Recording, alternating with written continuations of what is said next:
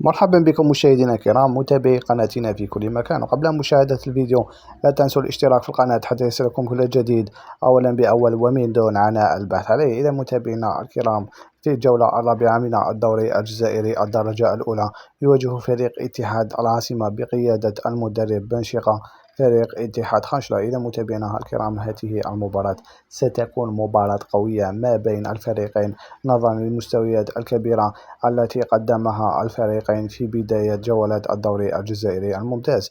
فريق اتحاد خنشلة قدم مباراة كبيرة أمام فريق شباب بلوزداد، وخلق العديد من الفرص السانحة للتسجيل في تلك المباراة، وحتى أنه كان متقدما على فريق شباب بلوزداد في آخر الدقائق ويعدل النتيجة في تلك المباراة. من جهة أخرى، فريق اتحاد العاصمة بدوره تغير أداؤه 180 درجة بقيادة المدرب عبد الحق بن شيخة، فأصبح يقدم كرة قدم جميلة هجومية ويخلق العديد من الفرص السانحة للتسجيل في أغلب المباريات التي أداها هذا الموسم. إذا متابعينا الكرام، مباراة فريق اتحاد العاصمة أمام فريق اتحاد خنشلة ستكون إن شاء الله يوم السبت القادم 13 من شهر سبتمبر بداية من الساعة 7 بتوقيت الجزائر على ملعب تشاكر الدولي. أما عن القنوات الناقلة لهذه المباراة فستكون إن شاء الله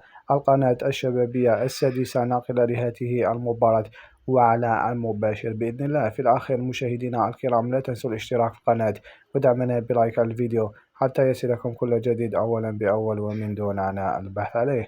قناة أرباطو موطن الأخبار الحصرية. تابعونا أحبابنا في الله، كن أول من يعلم. سلام.